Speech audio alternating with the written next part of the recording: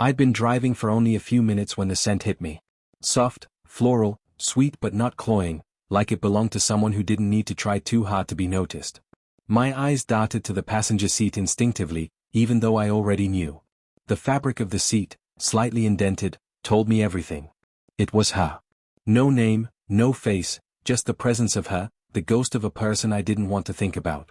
Yet, here I was, sitting in her aftermath. It had been weeks, no, months, since I last saw her.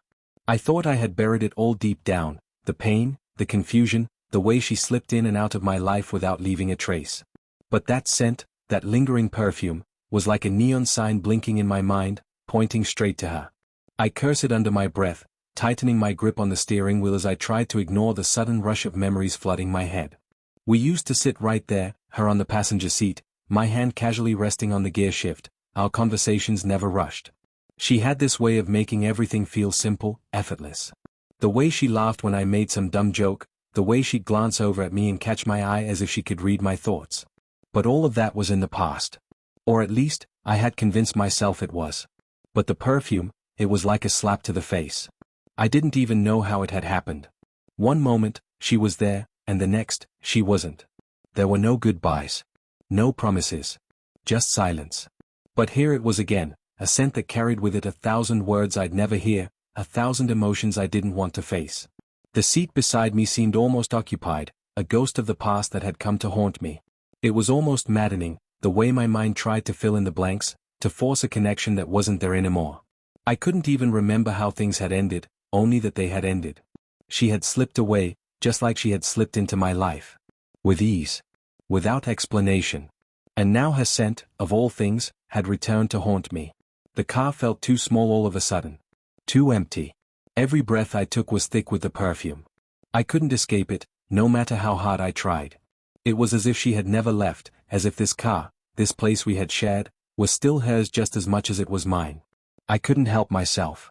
My hands, even as they gripped the steering wheel, seemed to move toward the passenger seat, almost on their own. I didn't touch anything, but I could feel her there, feel the space where she used to be. The faint impression of her presence. The way she sat with her back slightly turned, her gaze fixed on the window, always looking at something just beyond my reach. I wanted to turn the radio on. Fill the silence. Drown out the memories. But I didn't. Instead, I kept driving, each mile stretching into infinity as the scent lingered, growing stronger, reminding me of all the things I tried to forget. What had happened to us? How had we gone from talking for hours, laughing over the stupidest things, to this? A car, a seat, an empty space, and a perfume that had no right to still be here. I couldn't help but wonder, had she been here recently? I hadn't seen her in so long, but maybe she had come back. Maybe she had left something behind, left this behind, this reminder that I was still haunted by the way she made me feel. The idea gnawed at me. What if she was still thinking about me? What if, somehow, she still cared? But why had she left so suddenly? The questions spiraled faster than my thoughts could catch up with them. It wasn't like her. She wasn't the type of person to leave things unfinished, to vanish without an explanation. I glanced in the rearview mirror, then to the empty passenger seat again, as if I could somehow will her back into existence, willing her to return and explain all of this. I knew it was impossible. She wasn't coming back. She was gone. And yet, here I was, trying to piece together fragments of a relationship that had been shattered long ago, searching for meaning in a scent that had no reason to linger. The faint trace of her perfume was all I had left. But even that was fading, slowly, as I drove further into the night. Still, it clung to the air in the car, refusing to let go. I tried to convince myself it didn't matter, that I shouldn't care. It wasn't my problem anymore. But deep down, I knew it was. She had been a part of me, is still a part of me, and no amount of time or distance could change that. Her perfume was more than just a scent. It was a reminder of everything I had lost. Everything I had failed to keep. I had thought I was over it. That I had moved on. But it was still there, lingering. Just like her. Just like me. And I had no idea how to let it go. I couldn't shake the feeling. It lingered like the scent itself, faint yet impossible to ignore, wrapping itself around my thoughts, squeezing tighter with each passing second. The perfume. The seat. Huh. I should have known better than to try and outrun it. I thought, perhaps, if I could drive far enough, if I could distance myself long enough from everything I once knew, I'd be able to outrun the memory. But it was in the air now. It had already seeped into the cracks, into the very fabric of my life, leaving a stain I couldn't scrub away. The night was drawing on, but the city lights blurred into streaks, reminding me of how much time had passed, and how much time I had wasted. How much time I still had wasted. The relationship that had once seemed so certain had eroded into something unrecognizable. And now, the only thing I had to hold on to was the faint, intoxicating scent of her perfume in the car, sitting beside me, a reminder of the person I could no longer reach. I turned the corner, my hands gripping the wheel tightly as my mind began to drift again. The scent, once sweet, now tasted bitter on my tongue. It wasn't just about the perfume anymore, it was about what it represented. The subtle lie I had been living for months.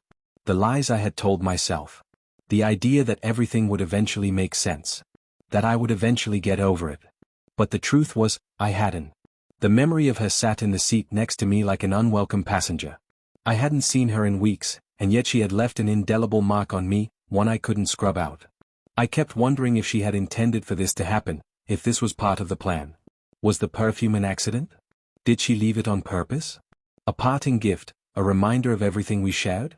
I couldn't help but feel like she had left this for me to find, left me with a clue that I had missed somewhere along the way. I thought about that day we'd spent together, the day she had pulled away from me without warning. She had been distant, more distant than usual. I had asked her what was wrong, why she seemed so distracted.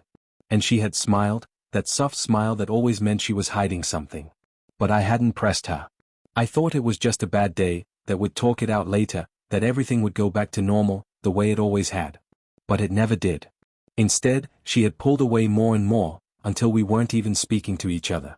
Until she had slipped quietly out of my life, like a fading shadow in the dark. I remembered the last time I saw her.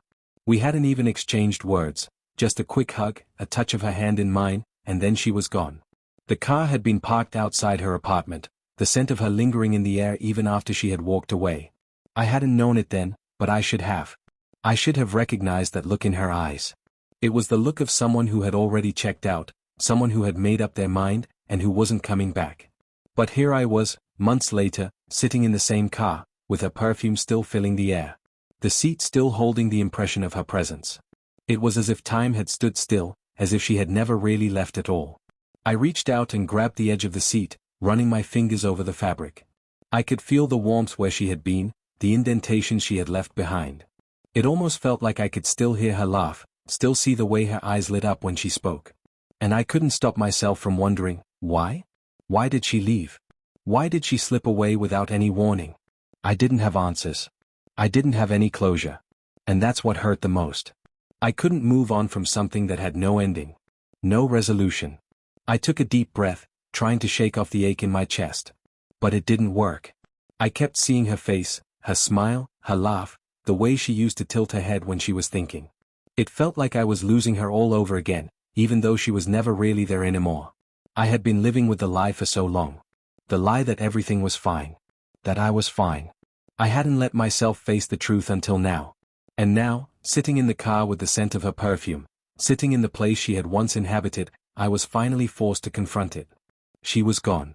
And I was the one who had let her go. But maybe it wasn't just me. Maybe it was both of us. Maybe she had left because she couldn't be who I needed her to be anymore. Or maybe I hadn't been the person she needed either. Maybe that was the real reason behind everything, the quiet, unspoken things that had pulled us apart without either of us realizing it. And that thought stung the most. The idea that I had been so wrapped up in my own world that I hadn't noticed her slipping away. That I hadn't noticed the signs. I parked the car in front of my apartment, but I didn't get out immediately. The perfume was stronger now, filling the car, filling me with a feeling I couldn't name. A sense of loss, of longing, and regret. I closed my eyes for a moment, trying to push everything away. But it wouldn't go. The scent. The memories. How could someone so fleeting, so temporary, leave behind such a permanent mark? How could she have taken so much from me, even without meaning to? I stayed there for what felt like an eternity, the weight of the moment pressing down on me. I knew I should let it go. I knew I should just leave the car and forget about it. Forget about her. But the perfume wouldn't let me. It kept pulling me back, kept reminding me of everything I had lost. I sat there until the lights of the city began to fade, until the night started to swallow the last remnants of the day. And as the memories continued to swirl around me like an endless storm, I realized one thing: I wasn't ready to move on. Not yet. And maybe that was the hardest part of all. I couldn't stop thinking about it. The scent. The memories. It was like a slow poison, creeping into my veins, making everything feel heavier. I didn't want to give it space in my head. I didn't want to linger on what had been, on the person I had lost, but every time I tried to push it out, it crept right back in, louder than before. It wasn't just the perfume. It was what it represented: the love, the heartbreak, the lies we told ourselves in the name of something that wasn't meant to last. And yet, it had. The perfume was more than just a fragrance. It was a tether. A chain that anchored me to a version of my life that no longer existed, to a version of myself that I had carefully locked away.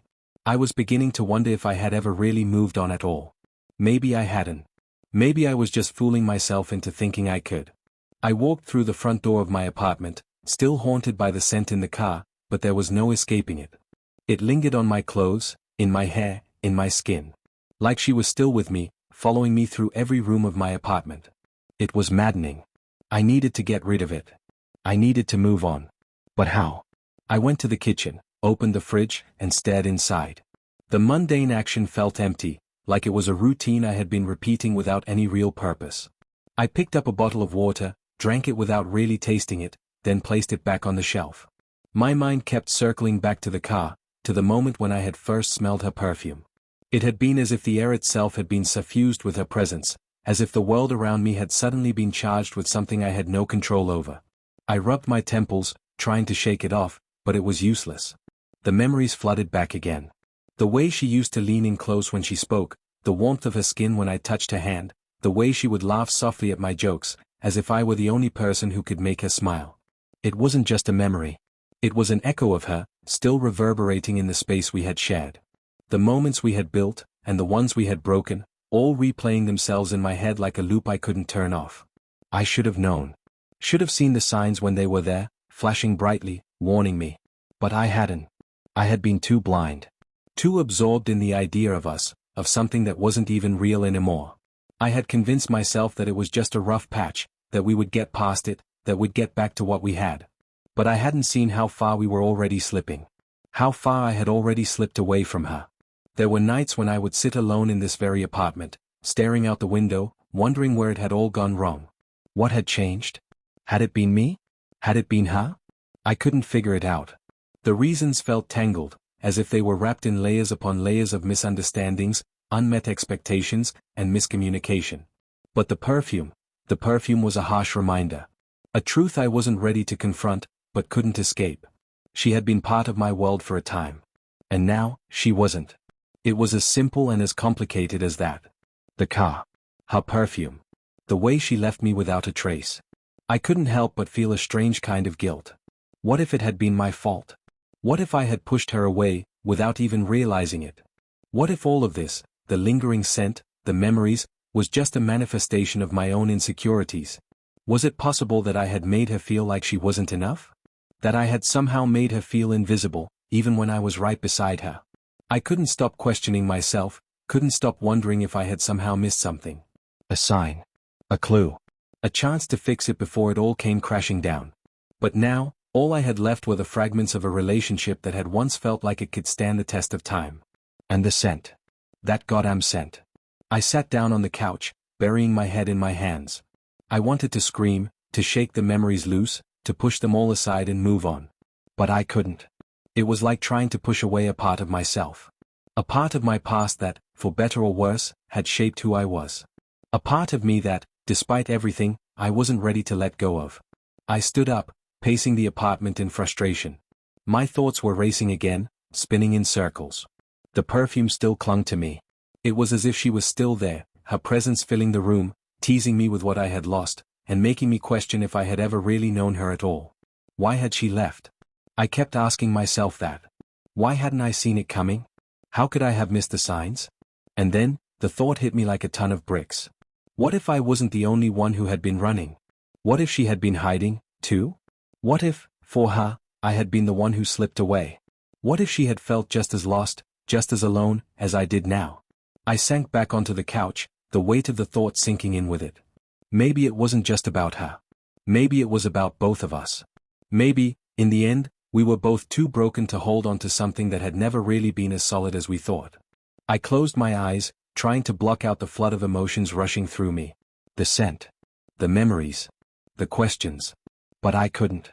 I couldn't stop wondering if I would ever find the answers. If I would ever be able to let go. If I could ever move past the woman who still occupied every corner of my mind, every inch of this apartment, every breath I took. And maybe that was the most painful part of it all. That she was still here, and yet, she was long gone. The silence in my apartment had become unbearable, stretching out like a thick, invisible fog that filled every room. There was nothing to drown out the thoughts that kept creeping in, demanding my attention. I couldn't escape them, couldn't outrun them. Her perfume still clung to the air, as though the seat of the car had woven itself into the very fabric of my mind. It lingered in the corners of my consciousness, pulling me back to her, to everything we had and everything we lost. The perfume, now almost suffocating in its intensity, was no longer just a scent. It was a presence. A reminder of her, of the time we shared, and the way things had ended. I could feel her here, in the stillness, in the empty spaces between my breaths. Her absence felt so tangible it almost seemed unreal, as though she was still somewhere close by, just out of reach. I found myself reaching for the car keys again, without even thinking about it. The same impulse, the same need to escape. I didn't want to stay here with my thoughts, to face the ghost that had taken up residence in my life. Maybe driving would help. Maybe the road would offer the same solace it had in the past, a way to outrun the parts of me that still clung to her memory. But as I turned the ignition and the engine hummed to life, a deep, unsettling quiet filled the car. The streets outside were deserted, lit only by the glow of the streetlights, but it was different tonight.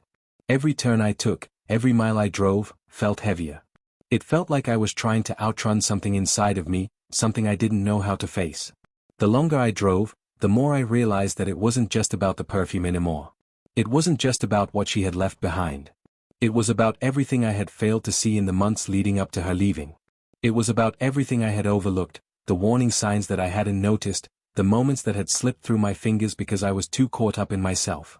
And now, as I drove through the empty streets, I could feel the weight of all that unspoken, unresolved tension pressing down on me.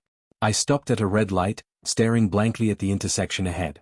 The car's headlights cast long shadows across the pavement, and for a brief moment, I found myself wondering if I had made the right choice, if I had truly done everything I could to hold on to what we had. Or had I been the one to slip away? Had I allowed the distance between us to grow too wide, too fast, without realizing it? I turned the wheel sharply, heading towards a neighborhood I didn't recognize. I didn't know where I was going. I didn't need to. I was just driving to escape the ache in my chest. To escape the reality of her absence, the hollow feeling that seemed to permeate everything I did. As I rounded another corner, I pulled over to the side of the road, the tires screeching slightly on the asphalt. I didn't know why I had stopped. I didn't know what I was searching for.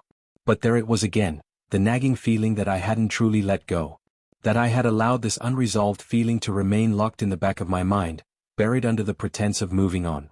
And in some twisted way, I felt like I was still waiting for her to walk through that door, to call me again, to tell me that it had all been a mistake.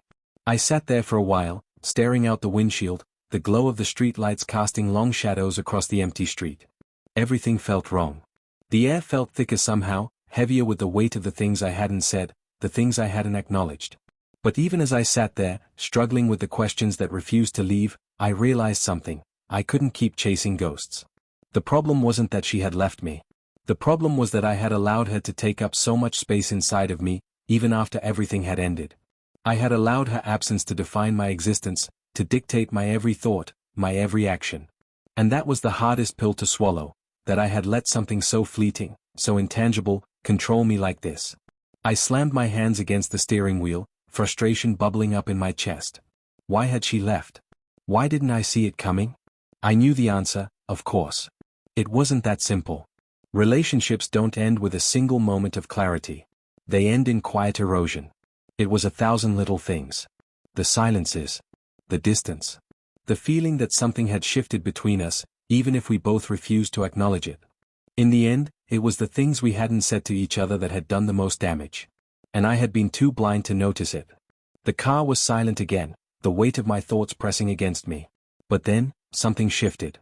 The thoughts that had been swirling in my mind began to settle, like sand slowly falling into place after a storm. I had spent so much time wondering why, asking myself what had gone wrong, trying to find the exact moment we had lost each other. But maybe that wasn't the point.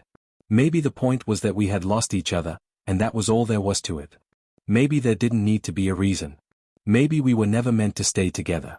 Maybe we were always just passing through each other's lives, learning something, but never staying long enough to truly build something that could last. And that realization, hard as it was both freeing and painful. I started the car again, pulling back onto the road. The perfume, still faint in the air, didn't seem to choke me as much now. It was still there, lingering in the background, but I didn't feel the overwhelming need to hold on to it. I wasn't running anymore. I wasn't searching for answers that didn't exist. I was just driving. Just moving forward, 1 mile at a time. Maybe that was enough. Maybe, finally, I was starting to let go. The next few days were like the calm after a storm, quiet, but with the remnants of everything that had come before still lingering. I didn't talk about it with anyone. I didn't need to. The realization had already hit me hard enough that no one else's words could offer more clarity. I had spent so much time holding on to the past, trying to piece together the broken fragments of something that had slipped away like sand through my fingers. I thought I needed to find closure. I thought I needed to understand everything that went wrong. But now, I knew that letting go was the only real closure I could find. I woke up the next morning with a heaviness that still hadn't quite lifted. It wasn't sadness. It wasn't anger. It was something else. Something quieter. Something almost like acceptance, but not quite. There was a certain numbness to it, an understanding that I wasn't going to get the answers I wanted, and maybe that was okay. Maybe, for the first time, I didn't need them. I went for a walk to clear my mind. The air was crisp, the early morning light casting long shadows across the pavement. I could hear the distant hum of traffic, but it felt like I was walking in a world all my own, separated from the chaos that had consumed me for so long. I thought about the car, the perfume, the moments that had led me here, and I couldn't help but laugh softly to myself. It had taken me this long to realize that the scent, the memories, and everything I had held onto were just illusions. They were pieces of the past that I had dressed up in meaning to avoid facing the truth. I had to stop seeing her as an unfinished chapter of my life. She wasn't that. She was just someone who had walked into my world for a brief moment, and while our paths had crossed in ways I couldn't forget, they had ultimately diverged. I had to stop living in the space between the past and the present. I had to stop chasing ghosts. It was strange, but for the first time in a long while, I didn't feel like I was carrying a weight on my chest. The perfume no longer felt like a presence haunting me. It was just a memory, a reminder of a time that was no longer relevant to who I was becoming. And maybe, in some way, I was grateful for that. It had taught me something valuable, something I would never have learned if I hadn't gone through it. I had learned that sometimes, the most painful thing isn't losing someone. It's losing yourself in the process. I returned to my apartment, but this time, everything felt different. It didn't feel like a place I was hiding from or escaping into. It felt like a home again, a space I could occupy without the ghost of her perfume standing between me and the life I was trying to build. The silence in the apartment no longer felt oppressive. It felt like an invitation. An open space where I could breathe and start over. As the day wore on, I found myself reflecting on everything that had happened. There were so many things I still didn't understand. There were moments I wished I could go back to, and conversations I wished I had handled differently. But I also realized that I couldn't spend my life clinging to those what-ifs. They were just illusions, too. Just more ghosts I didn't need. I sat down at the kitchen table, and for the first time in weeks, I felt a strange sense of peace. There was no perfume to remind me of her. No lingering scent of a life I couldn't reclaim. It was just me now. Just me, sitting here in this quiet space, and I was okay with that. More than okay, in fact. I was starting to believe that this moment, this quiet, this solitude, was enough. I didn't need anything else. I didn't need answers. I didn't need closure. I just needed to be. I had let go. The phone rang, breaking the silence. It was a number I didn't recognize. I hesitated for a moment before answering, my heart still beating in a rhythm that felt different now, slower, more deliberate. "Hello?" I said, my voice steady. It was her. Of course it was. For a split second, I froze, caught off guard by the sound of her voice. But I didn't panic. I didn't feel that old rush of urgency or the desperate need to make everything right again. This time, it was different. I listened to her voice, and though the memories flooded back, her laugh, her touch, her perfume, it didn't hurt. It didn't pull me back into a past I was trying to leave behind. We spoke for a few minutes. Casual words. A question about how I was doing. I gave her an honest answer, something I hadn't been able to do before. "I'm doing all right," I said. It wasn't just a throwaway line. It was the truth. When the conversation ended, I didn't feel the same ache in my chest that I used to. I didn't feel like I was falling back into old patterns, like I was still waiting for something that would never come. I had learned how to let go. I had learned how to move forward without needing to carry the past with me every step of the way. The phone call ended, and for the first time in a long while, I felt a strange sense of finality, not in a painful way, but in a liberating one. The chapter had closed. The perfume had faded. And now, I could breathe. I stared out the window at the fading light of the day, the shadows stretching long across the street. It was the end of something, yes. But it was also the beginning of something new. I wasn't sure what that new thing would be, but for the first time in so long, I was no longer afraid to find out. It had taken me a while to get here. To understand that letting go wasn't about forgetting or erasing. It was about accepting that the past would always be there, but it didn't have to define me. I was allowed to move on. To live in the present. To heal. And as the night fell, I finally understood that sometimes the hardest part of moving forward is accepting that you don't always have to know why things happen the way they did. Sometimes, the answer is simply that it is what it is, and that's enough. I had let go. And that was all I needed to know.